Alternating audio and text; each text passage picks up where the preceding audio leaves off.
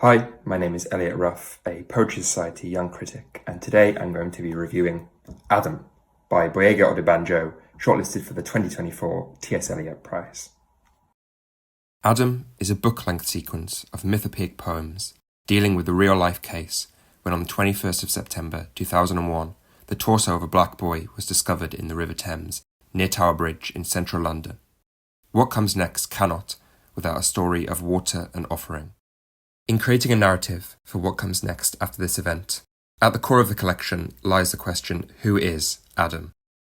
This question meets with an abundance of answers over the course of the book, each one different, each one referencing another form of Adam.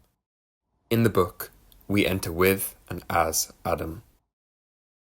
For example, in The Lyric Adam, the collection describes what is most commonly understood as the objective form of Adam, the speaking voice prompting the reader, witness, man who first sees the body in the Thames to imagine Adam, to try go beyond the page, Thames, and understand who Adam is.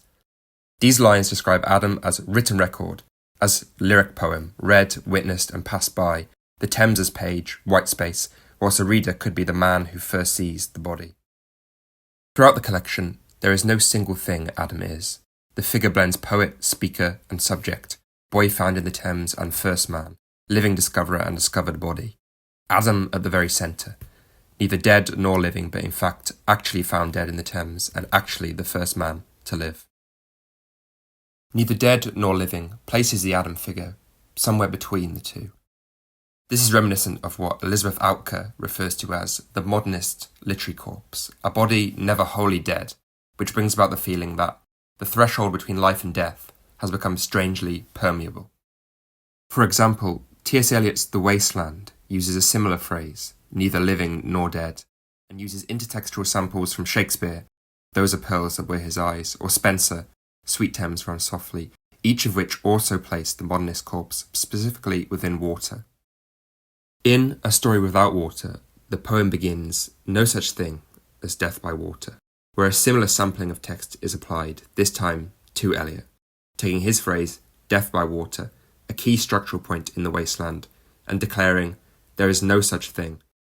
The living dead body is subsequently shifted away from images of hollow men and undone crowds in a waterless world, a world with no water, no enemy. However, if we read such a line knowing the poem is equally capable of alluding to Afrobeat as it is to Eliot, the latter phrase features an undercurrent of Fela Kuti's song, Water No Get Enemy, and its assertion that such a vital force as water cannot be an enemy, as it is essential to life even if it can take it. Balancing intertextual reference, the poem too balances the place of the body in the water, alongside balancing the permeable threshold between life and death. The threshold between being the speaker's body and being the body found in the river is, in a personal sense, also strangely permeable. In You, the Many Adams of Adam, the centerpiece of the collection, the speaker declares, you were a boy, I was a boy. It sets up the boy and the speaker as parallel figures, brought together by being boys of roughly the same age and race, each pulled towards rivers.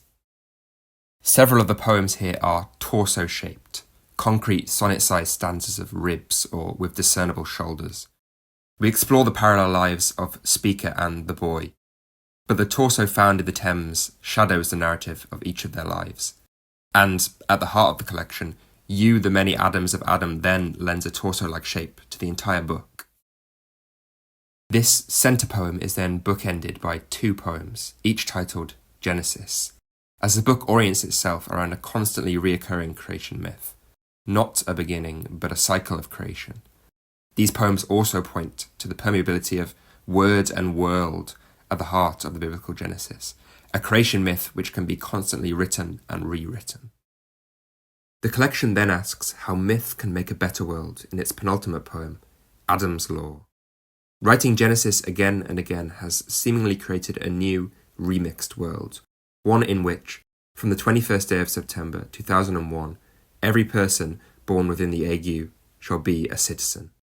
Encoded into law, on the day when the boy's body is discovered in the Thames, is this declaration of citizenship, Adam's Law and Adam as law, as another written form, this one heralding something new. Adam uses its mythic structure to do many different things, but it is this last act of myth-making that instills a hope into the very poetic practice.